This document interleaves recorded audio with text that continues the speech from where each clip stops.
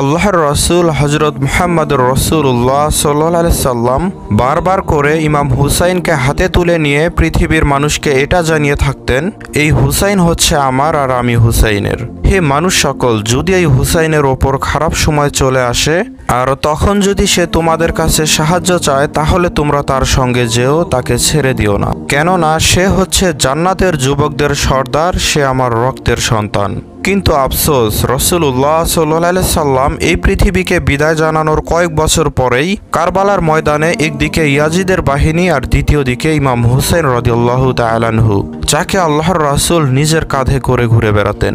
ইমাম হুসাইন রাদিয়াল্লাহু তাআলা আনহু নিজের নানার উম্মতদের বারবার এই কথা বলতে থাকেন যে, আমাকে কেন তোমরা পথ আটকিয়ে রেখেছো? হে মানুষ সকল, আমাকে চিনে নাও, আমি হচ্ছি নবীর কলিজার টুকরো নাতি হুসাইন। কেন তোমরা 3 দিন থেকে আমার বাচ্চাদেরকে পিপাসিত রেখেছো? কেন তোমরা আমার প্রিয় মানুষদেরকে শহীদ করে দিয়েছো? আমি কি রাসূলুল্লাহ সাল্লাল্লাহু আলাইহি সাল্লামের শরীয়তের উপর কোনো বেয়াদবি করেছি? আমি কি কোনো মানুষের হক নষ্ট করেছি? আমি কি কোনো মানুষের উপর জুলুম করেছি? তাহলে কেন তোমরা নবীজির আহলে বাইতের উপর এমন অত্যাচার করছো? এরই মধ্যে ইয়াজিদ বাহিনীর একজন উচ্চ আওয়াজে বলতে লাগলো, হে হুসাইন, আমরা সকলেই তোমার বাবা আলীর জন্য তোমাদেরকে সবাইকে হত্যা করছি। এটা হচ্ছে ইয়াজিদের হুকুম। ইমাম হুসাইন রাদিয়াল্লাহু তাআলা আনহু ইরশাদ করেন, হে মানুষ সকল, আজ ইসলামের পতাকা তোমাদের হাতে উঁচু হয়ে আছে, এই উচ্চতায় এই পতাকা আমার বাবা আলী নিয়ে গিয়েছিলেন। কখনো ভুলে যেও না, খাইবার আর খন্দকে যদি আলী না থাকতো তাহলে ইসলামের বিজয় অসম্ভব ছিল।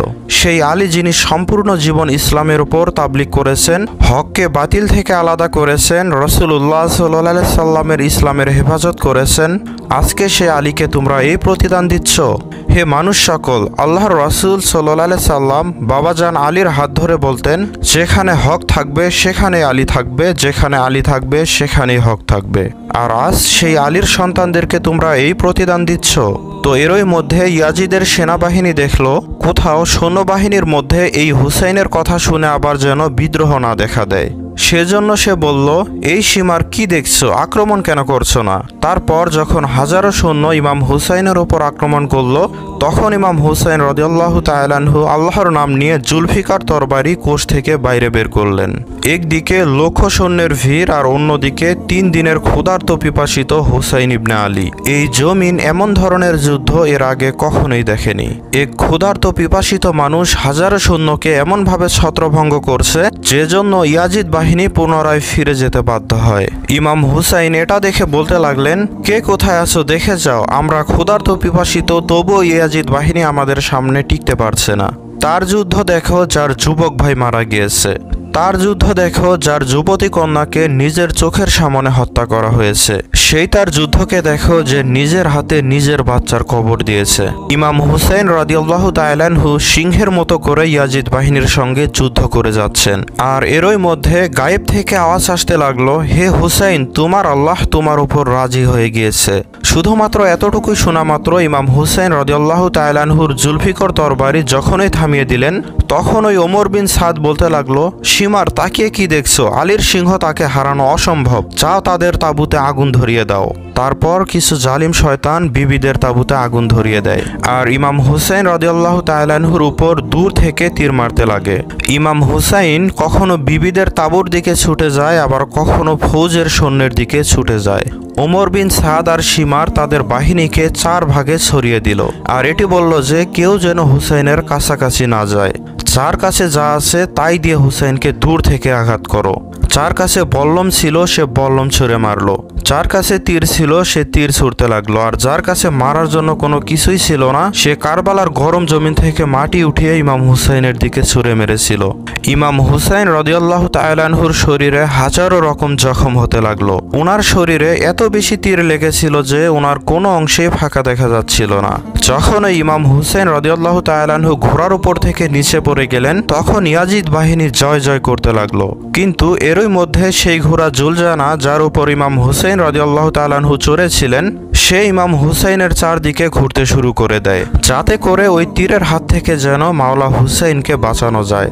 সেই ঘোড়া দৌড়ে যাচ্ছিল, তো এরই মধ্যে শয়তান ওমর বিন সাদ বলতে লাগলো, হে মানুষ সকল থেমে যাও, আমি আমার নিজের চোখে দেখেছিলাম ওই ঘোড়ার উপর আল্লাহর রাসূল চড়তেন। তো এমনিভাবে তীর চালানো তো বন্ধ করে দেয়া হলো, কিন্তু আফসোস ওই সকল মানুষদের জন্য যারা সেই ঘোড়ার সম্মান তো দেখেছিল যার উপর রাসূলুল্লাহ সাল্লাল্লাহু আলাইহি সাল্লাম আরোহণ করেছিলেন, কিন্তু সেই হুসাইনকে তারা সম্মান করতে ভুলে গিয়েছিল যাকে রাসূলুল্লাহ সাল্লাল্লাহু আলাইহি সাল্লাম নিজের কাঁধে চড়িয়ে নিজের উম্মতকে দেখাতেন। তো এরপর হুসাইন রাদিয়াল্লাহু তাআলা আনহু কারবালার জমিনে মাথা রেখে আল্লাহর শুকরিয়া আদায় করতে লাগলেন। আর সেখানে ইয়াজিদ সিপাহীরা ইমাম হুসাইন রাদিয়াল্লাহু তাআলা আনহুর মাথাকে কাটার জন্য কাছাকাছি এগিয়ে আসে। যেই সিপাহী কাছে আসে ইমাম হুসাইন রাদিয়াল্লাহু তাআলা আনহুর মাথাকে দেখে, তখন তারা ইমাম হুসাইন রাদিয়াল্লাহু তাআলা আনহুর চেহারাতে রাসূলুল্লাহ সাল্লাল্লাহু আলাইহি সাল্লামের চেহারাকে দেখতে পাচ্ছিল, আর তারা চিৎকার করে দৌড়ে পালিয়ে যাচ্ছিল।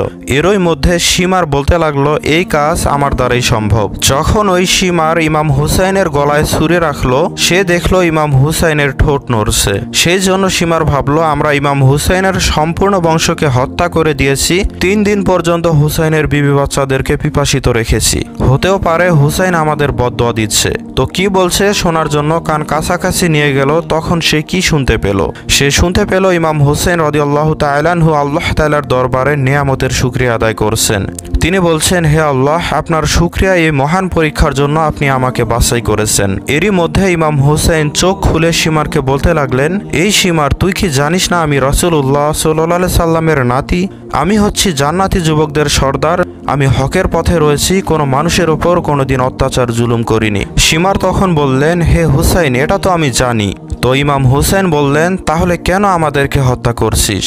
সীমার বলতে লাগলো, যাতে করে ইয়াজিদ আমাদের পকেট দুনিয়াবি মাল সম্পদ দ্বারা ভর্তি করে দেয়। এই কথা বলার পরেই সীমার ইমাম হুসাইন রাদিয়াল্লাহু তাআলা আনহুর গলা মোবারককে কাটতে শুরু করে দিল। আর ইয়াজিদ বাহিনী ইমাম হুসাইনের মাথাকে কাটার পর আহলে বাইতের তাঁবুগুলোকে লুট করতে লাগলো। ইমাম হুসাইনের মাথা মোবারক বর্ষাতে গেঁথে নিল, ইমাম হুসাইনের শরীর মোবারককে অসম্মান করতে লাগলো।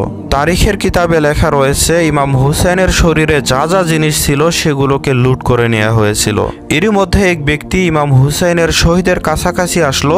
তখন সেই ব্যক্তি ইমাম হুসাইনের হাতে আংটি পরা থাকতে দেখে সেটাকে খুলে নেয়ার চেষ্টা করলো, কিন্তু সে অনেক চেষ্টা করেও খুলতে পারলো না। তারপর সেই পাষাণ ব্যক্তিটি আংটি পাওয়ার জন্য আঙ্গুলটাকে কেটে নিল।